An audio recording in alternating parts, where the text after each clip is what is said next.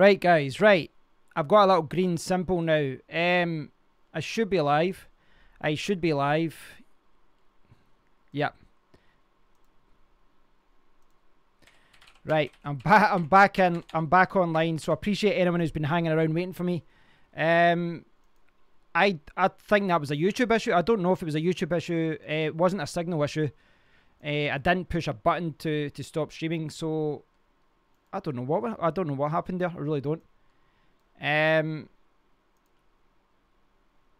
Yeah, I don't know what happened there, guys. I don't even know what went wrong there. I didn't push any buttons. I wasn't touching the software, so I don't know what's... Live is evil backwards, yeah. The funny thing is, I actually looked on my live dashboard and it said offline, your video's been archived. I was like, I didn't do that. So I don't know what's going on. I don't know what happened. I think it could be a YouTube thing. It's one of those things, you know, there's nothing I can do if YouTube's playing up, but you know, and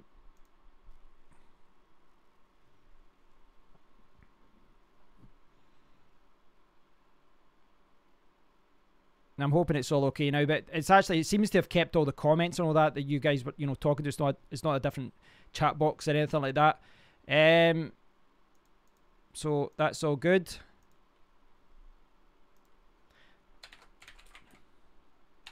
I'll call this one part 2 of this stream, eh? What do you think? Right, I'll just kind of check some other things. Is everything okay now? I can see, but lo-fi. Right. I don't know if this is a YouTube thing. Am I sharing my broadband? Yeah, I think maybe my neighbours, you know, without telling me, they've been stealing my internet connection. Part 1. I don't know what's going on. Yeah, it's definitely playing up. I think this is YouTube. God damn it, YouTube. I don't think it's my internet connection. Failing that, guys, I've got this old thing. If I want to charge via my phone, you know, play via my phone. See what happens. OneDrive or updates. Hi, Jonathan. Good to see you. We had a little bit of a hiccup there. YouTube just stopped the stream for some reason. Right, to go back to someone's downloading torrents, yeah. Still buffering sometimes briefly.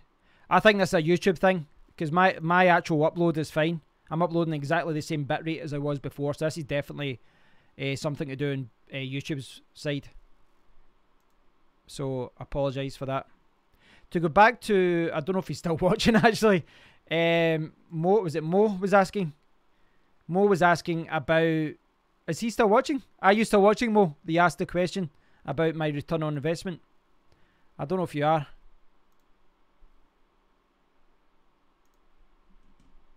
It's better now. I think it's a YouTube thing. For whatever reason, they are.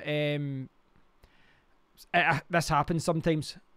This happens sometimes as far as the, you know, the connection and all that. Sorted now. Right, okay, that's good. That's good, it's better now. Just let me know if it's playing up. As I said, I can always switch to my phone. It's not as good, but it will do the job. Right, I don't know if Mo is still watching. If Mo is still watching, it was to answer his question. He was asking about the return on my investment for my GPUs. Yeah, that's unfortunately what happens, Michael. You know, because obviously people are doing other things. No, but you know, I've had that a few times when the YouTube's messed up and I've had to start again. You know, only like half of the people that were there before turn back up, which is understandable. It's understandable because they think you're not going to come back online. So as far as my return on investment, I haven't cashed out any cryptocurrency as yet. None. Not one coin. Not $1. I've not bought any either. Frank just likes the accent. Are you Italian, Frank? That sounds like an Italian name, Frank Fanelli. So yeah, as far as my return on investment goes, it depends how you view it. You know, because you could, if I had to convert it to dollars, my return on investment is very low because the market is low. But I've accumulated a couple of Bitcoin private. I've got Raven. I'm building up Safe now. I've got a couple of other coins, not much. You know, a couple of $100 here or there, not much. But as far as return on investment goes, if that was a concern, I could probably get like 80 to 90% of my investment back simply by selling the cards. Not saying I'm not planning on doing that, but that's something that that I can do. So if return on investment was a concern, I could sell the cards, and maybe the smart money is to do that. I did a video about that last week where I talked about that, and I talked about implied odds and how I could be investing in coins just now that aren't worth much, but in a year they could be worth a huge amount. So it makes sense to keep mining. But on the flip side, I could sell all the cards, get thousands of pounds, pay off the money for the, that I had on PayPal that I bought them, and then I could invest some of that money into coins that then moon. That probably is the most sensible thing to do, but I've just been mining. I don't know. I don't know about selling. I don't know if it's worth selling. Jonathan, hi. I decided to mine Zencash today, and after 4 hours of mining, it's working out at 90 pence for 24 hours on Supernova on one RX 574 gigabyte. That sounds about right, though, doesn't it? For that, that sounds about right. Frank is Italian, but he's from Canada. He's Canadian Italian. This is like Scottish light. Worthwhile selling and upgrading to better hardware. I think you can look at this from a number of different ways. I think you can look at it from a number of different ways. Now, for example, if I had sold my cards like a month or two ago, I could have got all my money back and kept the coins I invested in. But I've been mining Raven, and then I'm now mining Safecoin, which I think is another coin that's got a little bit of potential. It'll be interesting to see how they develop it, but I think that's a good coin to get into just now from a mining perspective. And then maybe in a few weeks' time I could mine another coin, and I could maybe mine another 2 or 3 or maybe 4 different coins. No problem, Jem.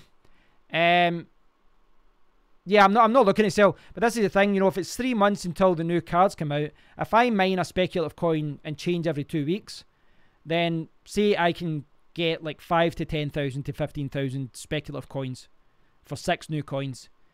And then the value of my cards, say they drop by 20-30%, if I hold those speculative coins for 6 months or a year, then maybe I could make a huge amount of money. At the very least, they'll go up in value, I believe, and it'll cover any losses I make from the hardware. So I'm just keeping things the way they are, and it saves me selling them as well. It's better than what you're getting with other coins. I mean, I don't have any AMD cards, so I don't know. I mean, I think AMD, like the RX 570, is that not better for Ethereum? Would you not be better mining Ethereum and just buying Zencash? I don't know. I've not checked that. Like if I had to look at, so you've got a 570. Let's look at this. Let's look at Jonathan's setup.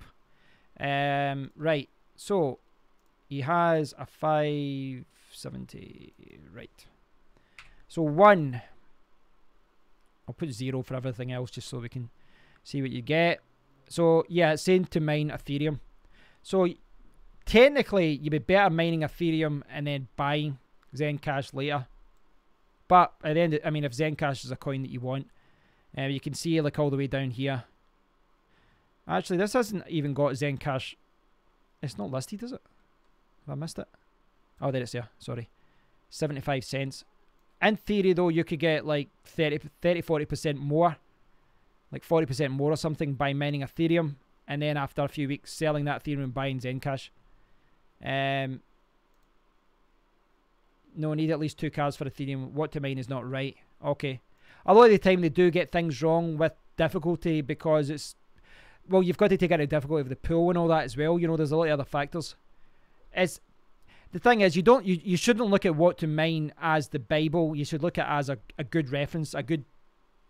like a map. It's pointing you in the right direction. Oh, you had to Google Translate the whole time? I didn't know that actually worked. John Harris, I invested €4,000 over 3 months, €500 income. That's 25 cents an hour. My son says I'd be better begging downtown. It could be right. But hey, John, if you're one of those coins moons over the next year, you can rub it in his face. And even drive him to the bank. Alright, to get money for the car. The other calculator I've been using, CryptoZone. I quite like this one. So if I put in your card, is it here? Oh, there's it. Right, AMD cards. 570. Right, so if you've got one 570, let's see. Just as a different perspective, Jonathan, we'll see what you get here. Because this has got a lot of altcoins you don't see there. So they're saying Ethereum Classic, but you've got other coins here. So they've actually got Ethereum first. So, look, you can see this one. What to Mine has got Ethereum. Oh, in fact, if I'm not taking off... See, I normally take off the cost just to kind of keep things simple, because you know the cost of your cards anyway.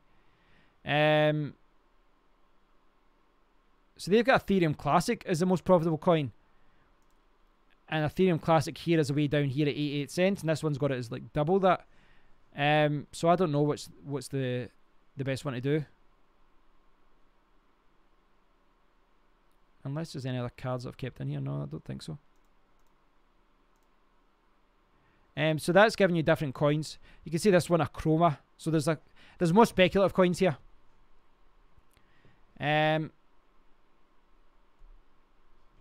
Yeah, so there's more speculative coins there, like Zellcash. Komodo's up to 350 now. Snowgem. Snowgem's up to 3 cents. I actually mined a tiny bit of that at one point, but like pretty much nothing. I was just testing the pool. I talked about this before. It's actually, you can use this calculator to find out coins that aren't even on an exchange yet as well.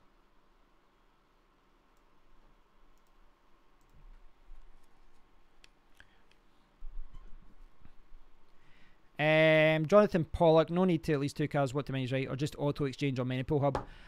What's the fees on the auto exchange on Manypool Hub? Because I used to use auto exchange as well, but I wasn't sure whether long term you're losing out because you're constantly changing and getting fees for that.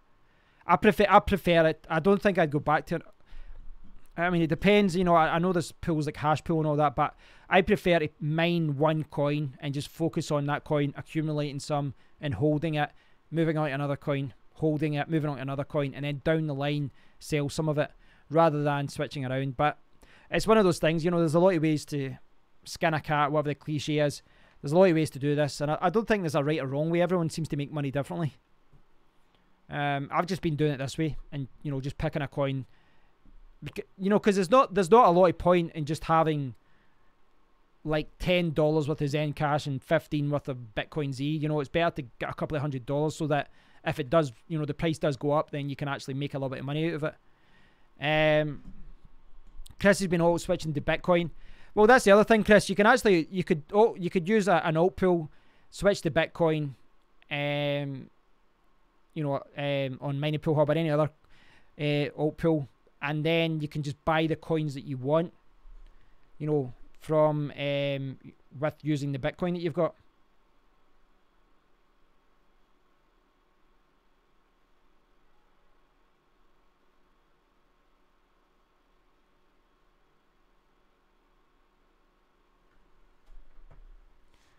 Why does crypto have to be so confusing? Don't you mean exciting?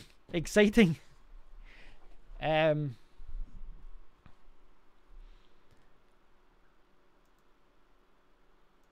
thing is, obviously there is a risk. You could take the non-risk route with mining, but I don't think that's the smart thing to do in a bear market. Like, you could just convert whatever your profit is every day, $20, $30, $40, whatever.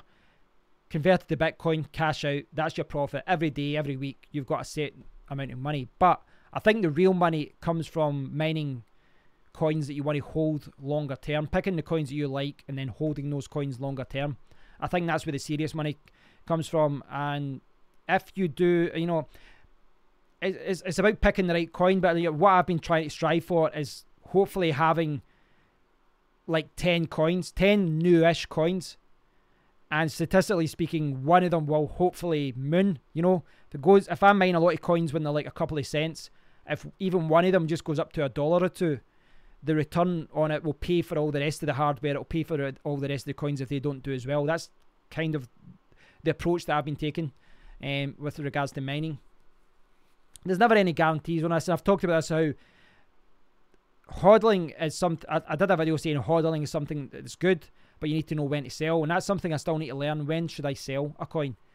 But I've not really been in a position to sell yet either, because we're in a bear market, and I'd rather just keep the coins for a year or 6 months or 9 months. I'd rather just build my portfolio and have more coins later.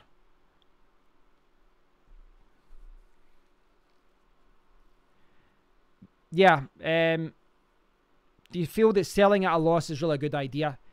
Depends on so many things. You know, if you're selling to buy another coin, it could be the best move you ever do. If you're selling because you think it's going to drop even further, it's the right thing to do. If you're selling just simply because you need the money, it's the right thing to do. You know, if you've got commitments, you know, you can't afford, if you need the money for something else. Don't be afraid to sell at a loss though. You shouldn't be afraid to cut your losses. But whether it's the right thing to do, you never know at the time. You know, I've sold coins and then they've went up in price. I've sold coins and they've went down even further. And in hindsight, you can always say what it was a good thing or a bad thing. But you need to remember, you're making a decision right now without knowing what's going to happen in the future.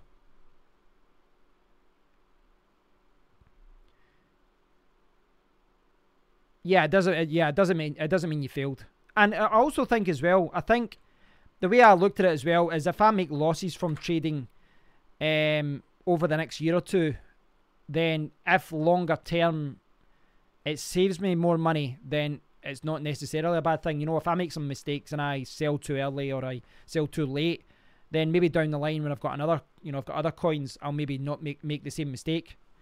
So we'll see what happens. What's your favourite shitcoin antidote? Or Acidote? I don't think I have one. Don't think so.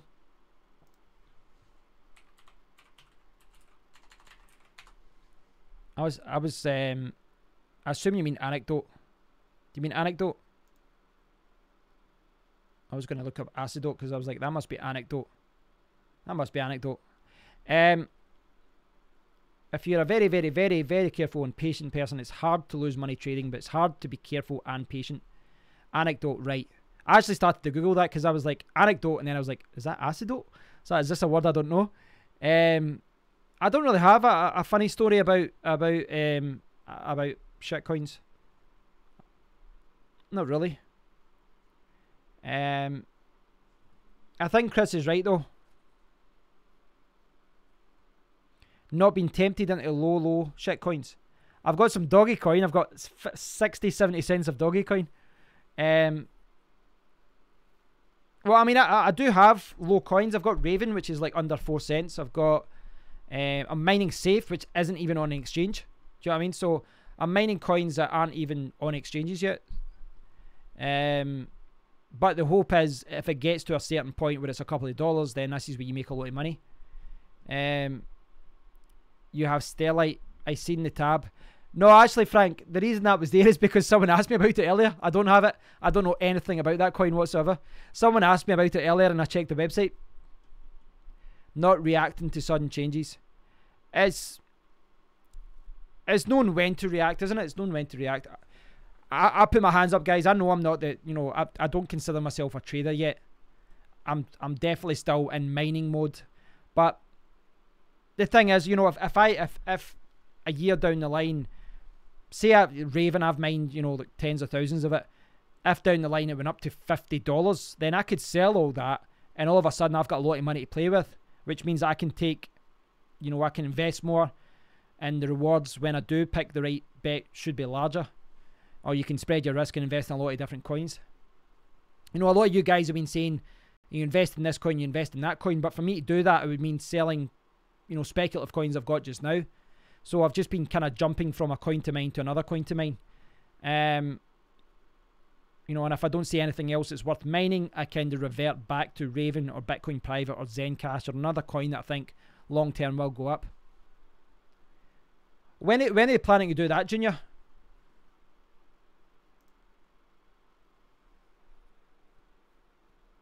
Well, I was trying to buy about 400, 500, I think it was like 300, I can't remember exactly. It was about $300, $400 Bitcoin when it was under, I think it was 90 cents. So I would have had, like, say, 500 Bitcoin. But the website wouldn't work. The website at the time, there was loads of problems with it. There was loads of errors. Goal to any trading is to get out rich. Whether you hold or build your way up, there's no wrong way to invest, unless it's BitConnect.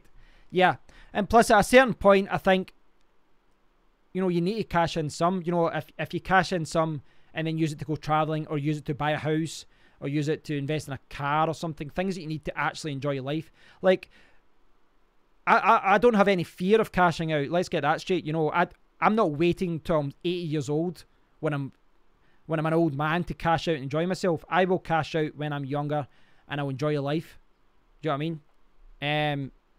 I don't think this delayed retirement thing is. But the thing is, if I made a lot of money through crypto, I'd maybe sell. I'm looking to sell some of my websites anyway, but I'd still do YouTube because I do enjoy doing it.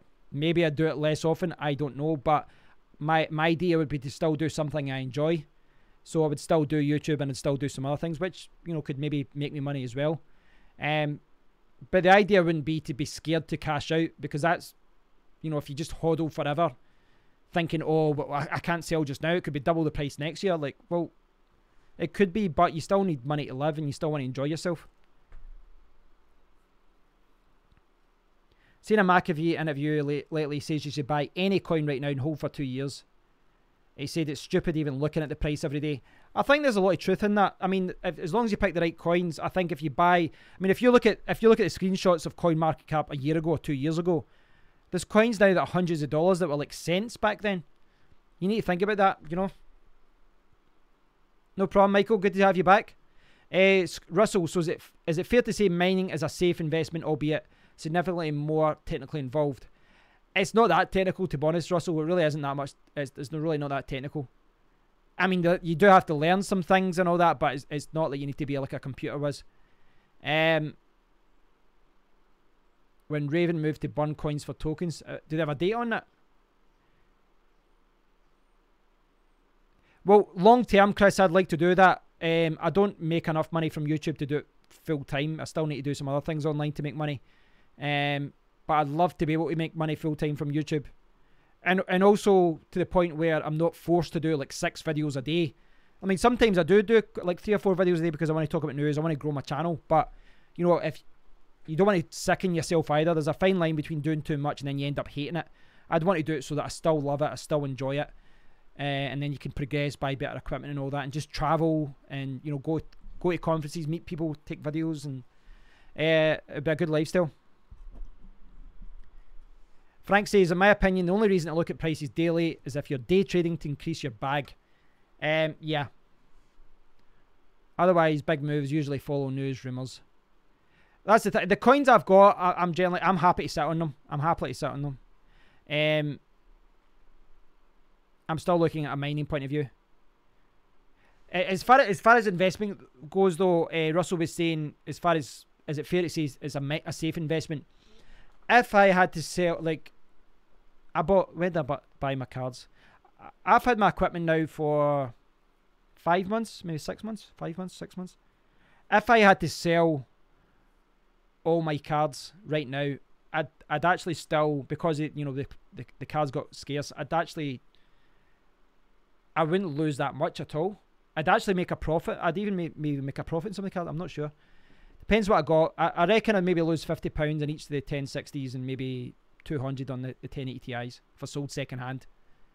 But considering the amount of coins I've accumulated because of those cards, it's a fantastic investment.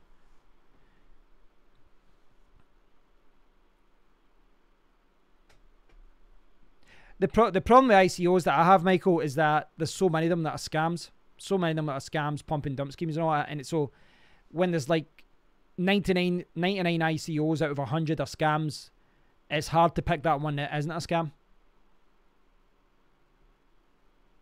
Ember coin is Ember coin is Michael's favourite shit coin. Right, I'll see what that is. Let's investigate.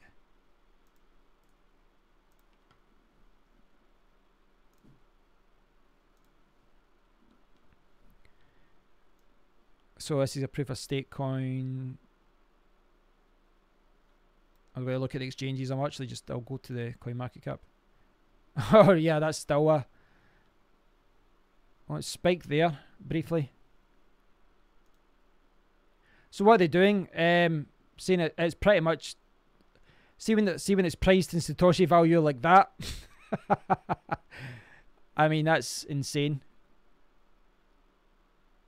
Yeah, it's I don't think that's going to do well. Let's be honest. Have they kind of stopped developing it, or circulation? Wow, look at the circulation there. 2,540 billion, is that right?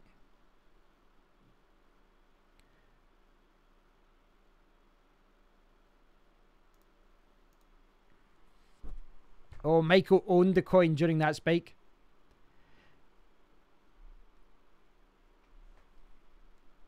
Ozzy Bogan, Tech Turtle, everybody loves turtles.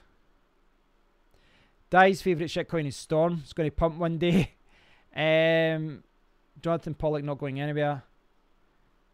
Did I miss something yet? Oh, Aaron's saying we should have sold our Bitcoin private and bought back in. Yeah, like my friend actually said that to me a few times. He's like, why don't we sell and buy back in? And I said, I was kind of hesitant. In hindsight, it was right. But, you know, I was hesitant at the time because, you know, it could have been back up. And I was like, well, I want to hold the coins long term anyway. I should have, I mean, when you think about how much Bitcoin private went down and down and down, I could have sold and then bought so much more later on. But it's hindsight, you know, it's hindsight. I didn't want to take that risk of losing the coins I'd mined. First time a tech guy ran away, they tried to make a coin called Dechartus that failed. I don't even know if that's Chilean. Like, yeah, I think is that Chilean? Where does the Chilean start? There's a million. Is that a billion? And then, is that a trillion? Is that a definition? Trillions?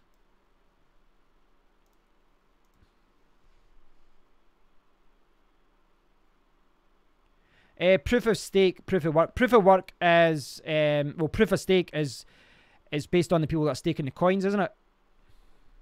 So the coins are being staked by people. In fact, that's a really bad explanation. Proof of work. I'm not even going to do myself right.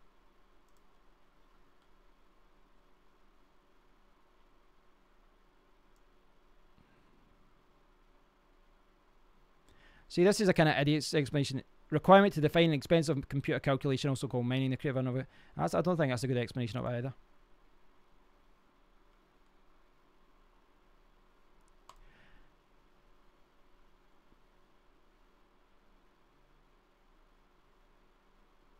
It's the proof of stake one. Right, proof of stake is an alternate way of verifying and validating the transactional block. This will pick the validator by the amount of stakes or coins. Yeah, so see, I always related proof of stake kind of like Masternodes, where you have to have a certain number of coins.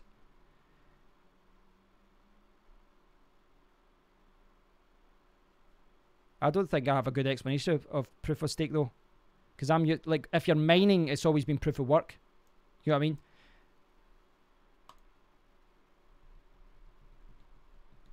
Chris, staking is locked in hodling. I need to learn more about the actual technical side of that though, as far as how it works, as far as... Because you see, like say for example, Komodo or Safe, you get proof of work as far as the mining side goes, but you can also get proof of stake, where you'll get a 5% interest for holding the coins. But as far as the validation goes, I don't understand the technical side of that. I need to look into that.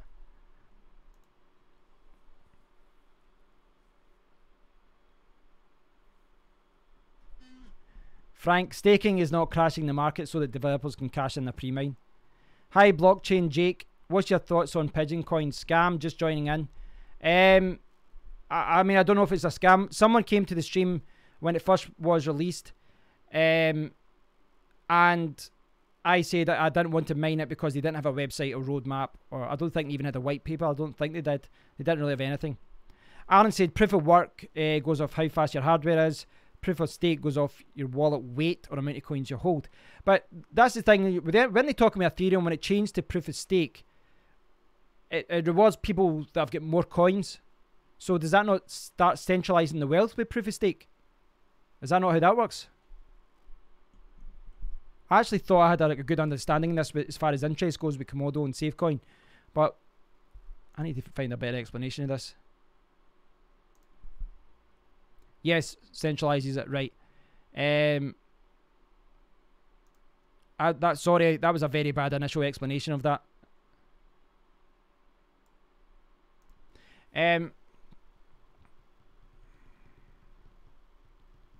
Michael Cole, it's had a little pumper, so what was that coin you were talking about, Di? It's a wee bit.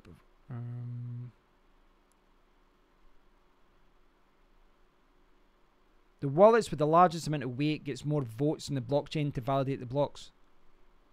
But how does it work as far as technically goes? As far like if I'm mining right now, you know, obviously like it goes by me.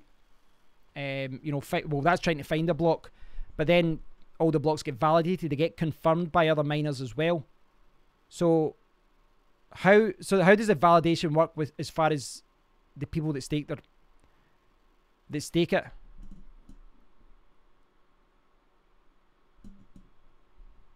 I'm actually make myself look like an idiot here, but I'd rather find out the exact way so I can kind of get a better understanding of this. Consensus method was first proposed by Bitcoin Talk using 2012.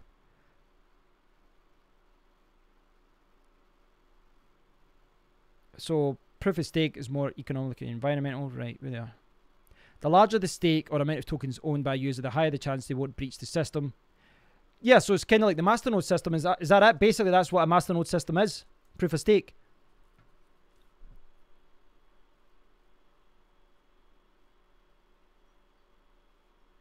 It's the exact same concept of the stock market.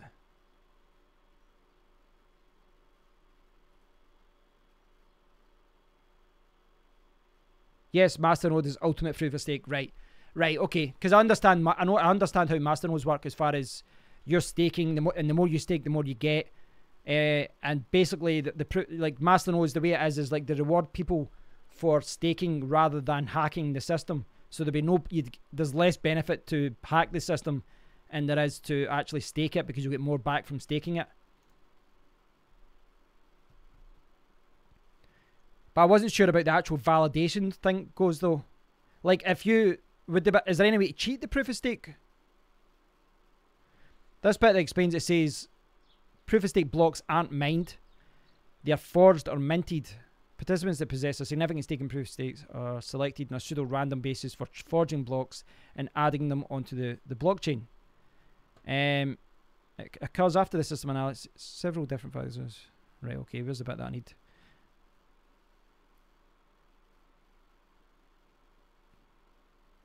Proof of stake is typically applied to cryptocurrencies that are pre-mined in order to provide users with access to them for staking. This means that the overall supply of proof of stake are fixed from the start, and there's no reward for block mining or forging, as there is proof of work systems. The only incentive forging and the transaction fees associated with the specific block being minted. So if you stake, you're only getting the transaction fee as a reward. Is that how it works? I actually thought I had a good understanding of this before we started talking about this. Frank says proof of stake gives you a weight based on how many coins you have staked. Your weight is like your hash rate. It depends how much percent of block rewards that you get. That's a good way to explain it, actually. So the amount of coins you've got is your hash rate. Right. Yeah, that's a simpler way to explain it. Jonathan, Goose has a new video showing how to mine Raven and Pigeon Coin at the same time with the same graphics card. So would that not drop your Raven if you mine Pigeon Coin as well?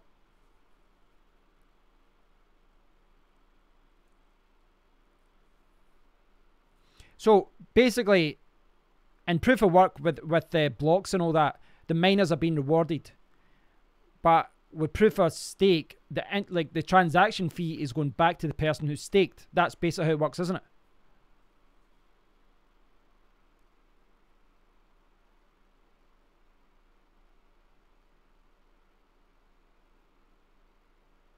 You receive the transaction fees when running a masternode. Yeah, right. Okay, yeah. That's kind of how I understood. I didn't understand how the block was being kind of verified. That's the thing I didn't understand.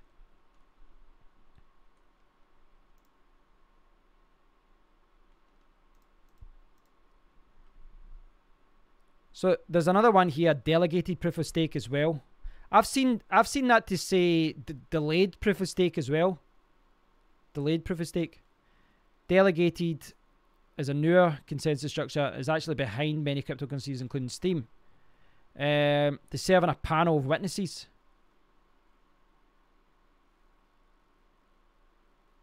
Stakeholders have influence proportional to their stake in the system. So that's how Steem works. Oh, right, okay, so that's how Steem works with the voting system. Right.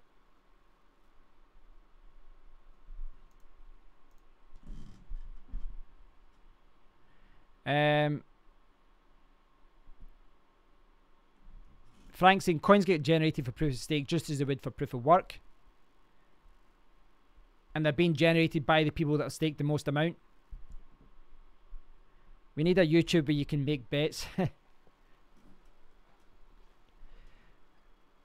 Frank, the blockchain would put out a block, the stakeholders confirm the block, and then the block reward gets distributed based on the stakeholders' weights. So Frank, it kind of, so would that work in the same way as proof of work, as far as, say, like Z Classic, for example, the block reward is 12.5 Z Classic, I believe.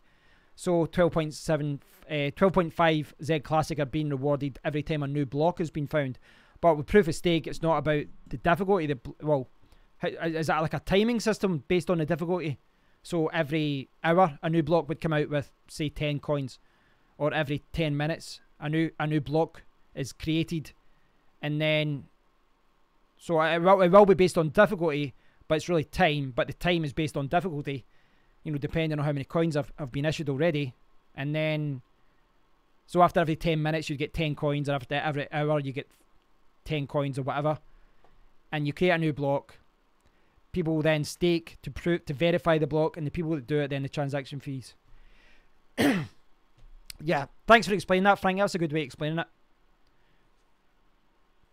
If we can drop to 0.1, you're feeling the bears. The block is voted on in proof of stake. All the block is the information contained in the block. Who holds what is in what address. Hi, Jet. But as far as like who owns, like as far as proof of stake, the new block, is it being divided? You know, like say there's 10 coins being rewarded, right? Like, is it only people that have got a certain number of coins in proof of stake that actually make money? Oh, they're voted on, right? They're voted that they are accurate, verified. But like, say there's 10 new coins that come out. It's not like someone would get 10 coins or a pool would get 10 coins. It goes to divided as to how many people would stake the coin. Would that mean that like very like microtransactions would be going to people? Like when, say Z Classic was proof of stake, if it was 12.5 awarded in a new block, then would there be someone getting like 0.001 Z Classic because they had a couple of hundred Z Classic or a couple of thousand? It depends on how the staking is set up, right? I actually thought I had a good understanding of this, but I do now, but like initially I didn't understand how that whole verification system worked because I'm used to proof of work. Michael Cole, there's a crypto casino in some exchanges. Have you heard of it? No, I've not heard of it yet.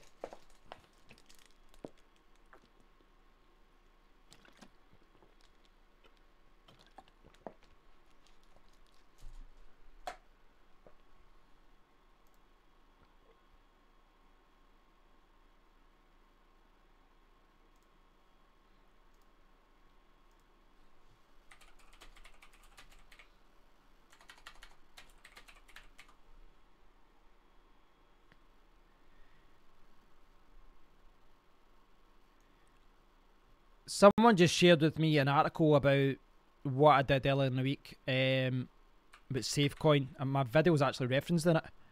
I'll see if I can share it with you guys. I assume you guys watched I'm sure you guys watched my stream videos about Safecoin through a week. Now, this was something that interested me because I've been mining Safecoin. So this is on Crypto Coins. Safecoin attacked again, 3 million coins grabbed. Well, folks, it was done again, and it's been less than a month since Safecoin has been attacked again. You might be familiar with what happened last time. The Komodo developer JL777 attacked the Safecoin network by using notary nodes. You can read about it here, and that's the article that I referenced earlier. What happened this time is an attack against the interest payment system of Safecoin. The attacker first used NiceHash to hit the network with 5 mega hashes to accumulate the necessary Safecoins in the private pool, and then they started to create transactions to themselves, allowing them to multiply 30,000 Safe to 3 million Safecoins. That address that used NiceHash to accumulate the initial 30,000 Safe is the same address that exploited the interest payment systems of Safecoin. Following the attack, the address got their hands on around 3 million Safecoins that were sent to a Z address. So that's hidden, a hidden zero knowledge address. The Safecoin community and team has decided to roll back the blockchain and fork from a moment in time before the interest was accumulated. A new wallet has been released by Safecoin to fix the potential of performing the attack again.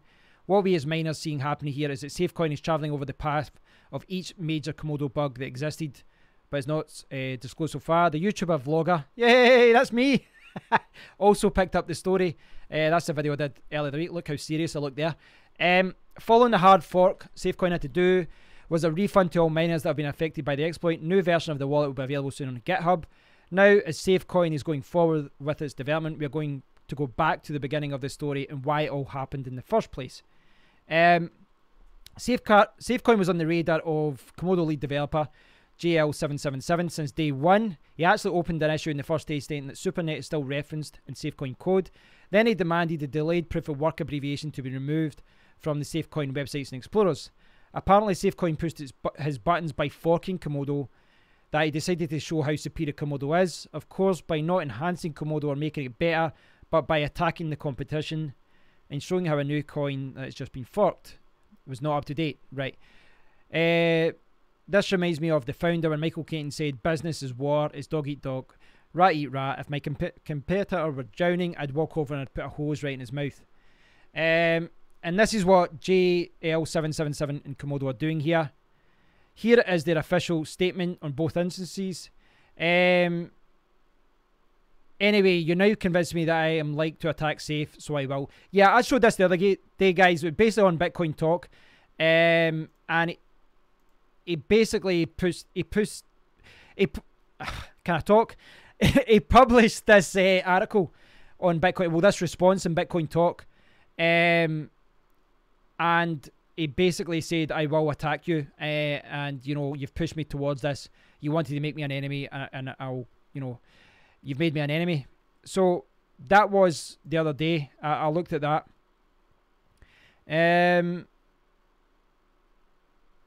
Yeah, it was your choice to make me into an enemy. To rewind. To my mind, you stole my notary mine coin, so I will get them back at some time in the future. So basically, after he attacked it, he says, you stole my coins because they chose to roll back. This is my announcement of that. Feel free to keep rolling back the chain after each attack. It was your choice to make me into an enemy. This was the founder of Komodo that said all this. I know we've covered this, but I just want to get through this article.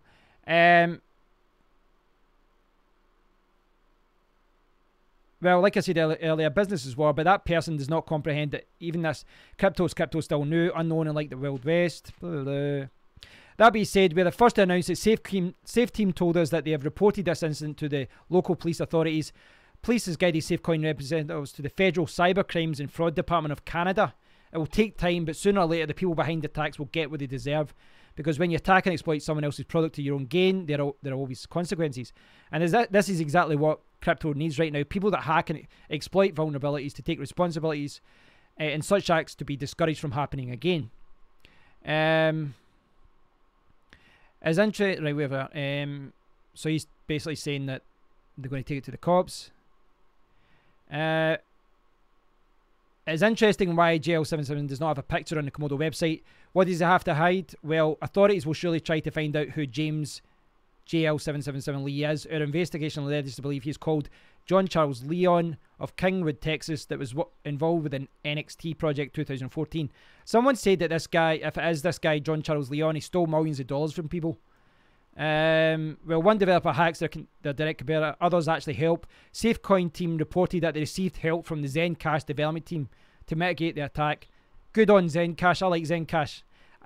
I've only got $10 right now because I sold the Zencash I have, but I did have it before.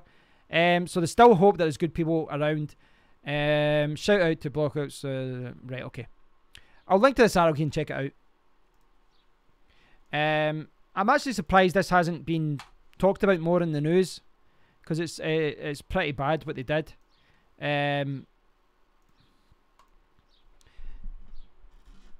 Kevin, please check out Apollo Coin. It's can you tell me more about Apollo Coin and why you think it's good?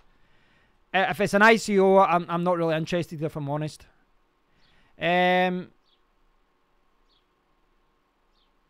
If you don't want people to use your open source code, please do not do anything in crypto. But you can't do that because Komodo has a fork. Sorry, I'm speaking like an idiot today. You can't, if you use code that's open source, you can't then automatically make it private. Komodo forked from an open source code, Zcash, so it has to be open source. They can't just take it back now because, you know, it's open source code they're using.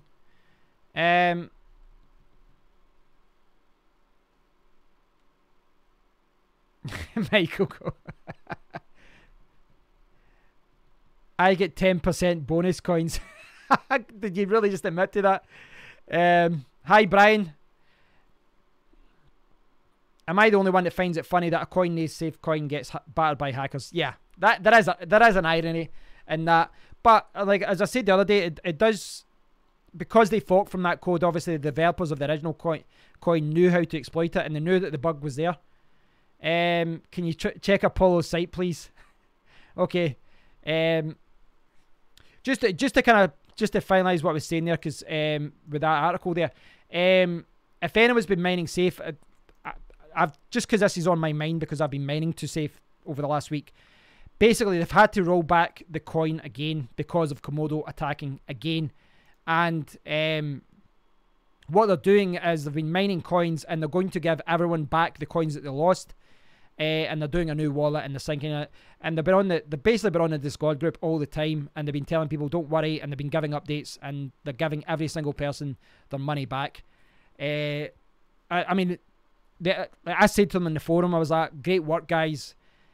And they talked about a competition or something. I says, well, let me know if you do a competition. I'll let you guys know if they do something. It's one of those things, you know, it's quite unfortunate they were attacked twice by Komodo, but it's pretty good. Kudos to Zencash if they're helping out. You know, it's ridiculous that, you know, Komodo were doing the opposite. Anyway, I've talked about that this week. Jet has arrived, and we want to give Jet some bonus coins, don't we? How much are you getting for this, Jet? How much are you getting? How much are you getting for this? For shilling the coin. We want to put your kids through college.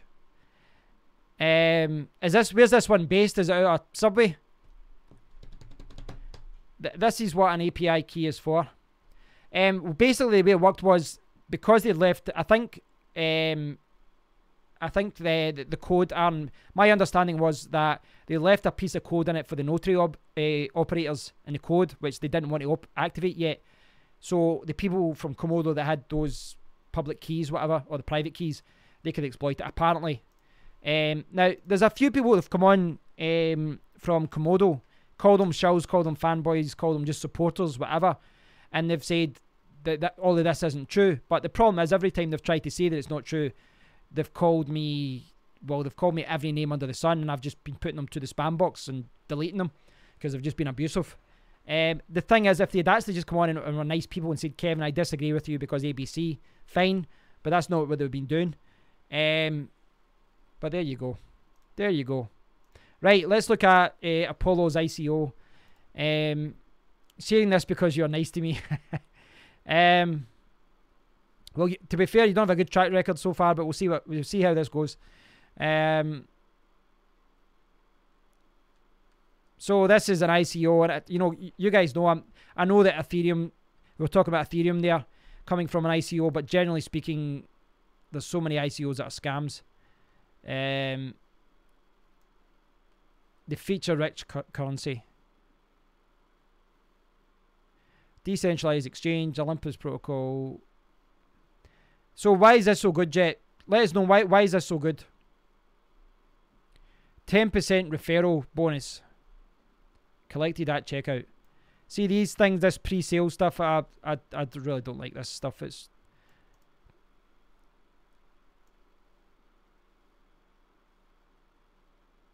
well, at least they're linking to the LinkedIn pages. That's always a good sign. Oh, you can buy hats. I mean, I don't know. I mean, this could be legit. I don't know. About are they?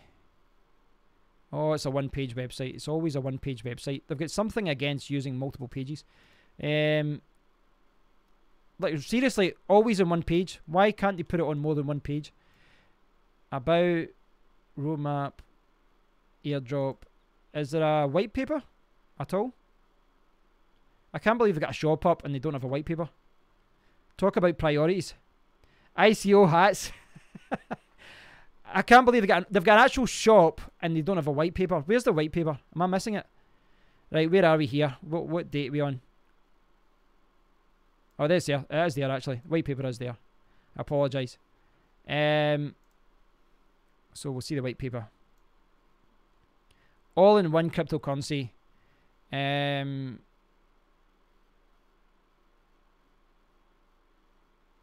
Every white paper talks about the creation of Bitcoin. Every single one, doesn't it? The present. Why? Seriously, why the writing landscape vertically? What is that achieving?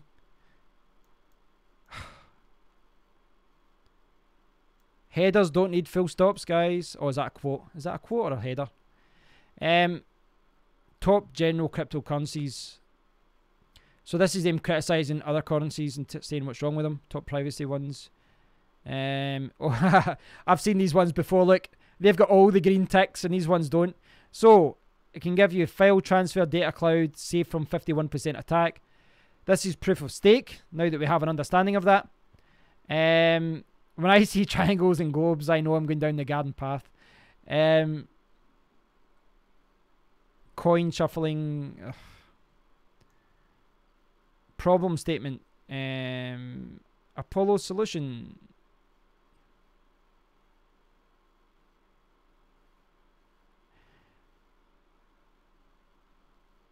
The vision.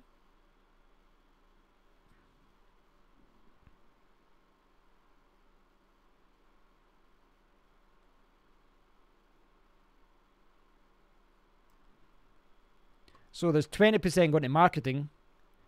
There's another 10%. So that we are offered to public in first coin distribution. So is this of all coins? 53% of all coins are going to the ICO. 20% coins are going straight to marketing. 10% to development, so there's 30%. Founders, there's 38%. Currency distribution, event costs, so we're up to there, 44%. Advisors, so basically 47% is for... Am I missing that? Is that actually the case? I gotta go. So you've asked me and then you're leaving. So basically 47% of this coin is going to marketing and to the developers. Really? Come on. I mean, I've skimmed past the technology side of things. Don't get me wrong, you know, there's certain things that you have to watch out for. Like to play devil's advocate, Safecoin, that's got a 36 million soft cap, but it's got I think it's 4 million pre-mined. So what's that? Like a third. So 12 million, 12% is pre-mined for exchanges and for all that kind of stuff. And I'd prefer that to be lower, if I'm honest. But at the very least, I actually said to them in the Discord group, I says, you have to be transparent. You have to tell people where this money's going. But 10% or 12% is high in my opinion. 47% is insane. That's insane. 47. That's like someone owning 47% of all US dollars. That's insane. This is, you know, this is total supply 30 billion. I mean, I don't know. I mean, if I had to actually look at the ICO of Ripple or anything like that, I'd probably be saying the same thing, because all these currencies are kind of funded the same way. I'm just not inspired by the way these things are set up. But in saying that, we talked about that. Ripple is 100% pre-mined, and they're talking about partnering with Amazon and PayPal and all these other companies, and it's just the way it goes. Founders, teams, and volunteers, 8%. Currency distribution event costs. Vendors and investors, 20% just for marketing. That's a lot. What are you thinking, guys? What's your thoughts on Apollo? Oh, you can get a bag. You can get a tank top if you want to beat your wife. There's a phone case for an iPhone. There's a pillow if you want an Apollo pillow. And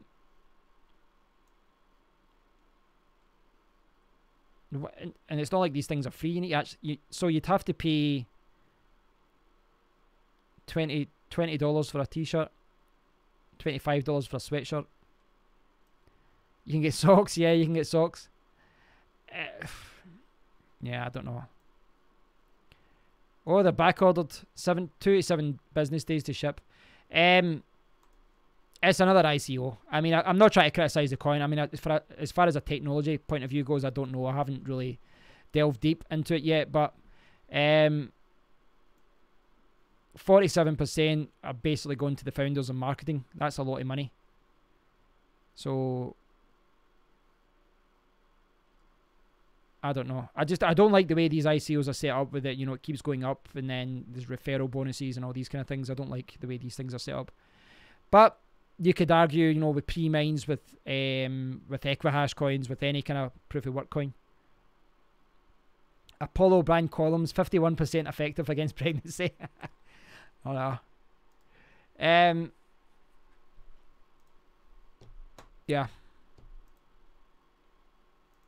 There it is. Apollo currency. Right, guys, I'm going to call it quits at that, because I've been on for quite a few hours now. It's about 3 hours or so in total. Thanks for watching, guys. It's been fun, but I'm getting hungry. When I get hungry, my mind starts going in different directions. Not sure what I'm going to have. Thanks for watching, guys. It's been a lot of fun. It's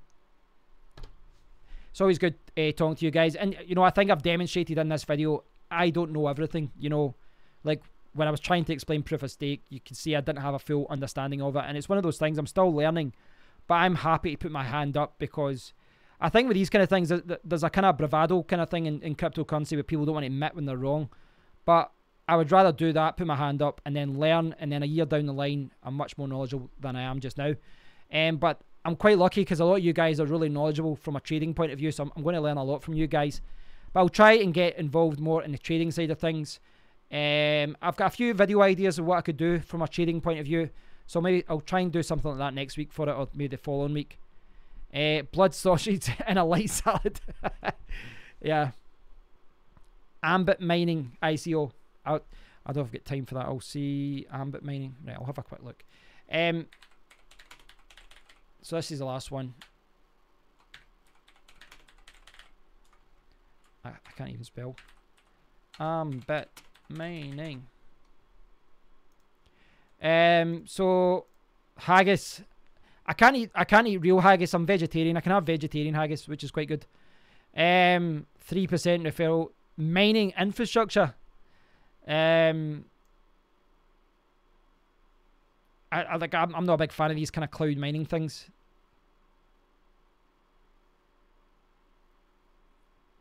Oh, right. Okay, here we go. Guaranteed, estimated net return 140. Yeah, I don't like these. See these ones that say that you're guaranteed your money back and all that. Pint of tartan cake.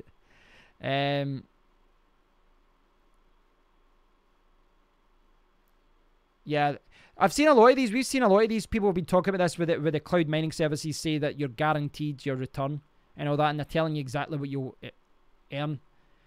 But there's no guarantee in Bitcoin. There's no guarantee in cryptocurrency in general. So, yeah, I mean, I just kind of avoid these things. 100% guarantee the developers will get Lambos. Yes, that's what it comes down to. You know, the guy is, you know, the guy selling shovels is the guy that makes the money. Right, guys, thanks for watching. I really do appreciate it. Oh, as far as the screen, yes, I have. I've moved my camera around. Look at that. Sorry about that. Yeah, thanks for watching, guys. I hope you have a fantastic weekend. I'll do another live stream soon, and we'll catch up again. Check out Bonavest Twitch. I will too. Yeah, if you speak to him, let him know. Get in touch. I'll speak to him on Twitter or something. We'll get something sorted out. So I hope you all have a great weekend, and I'll speak to you all very, very soon. Thanks for watching, guys, and thanks, you know, when I messed up the first stream with YouTube, thanks for tuning in to the second one. Yeah, I can maybe try and do a live stream tomorrow or the next day. I'll see how I am, you know, how busy I am. In fact, no, I won't, because the football's on. So it'll probably be Monday. So burger and chips, nice. Right, guys, thanks for watching. Fantastic as always, and I'll speak to you all very soon. Take care. Cheers, guys.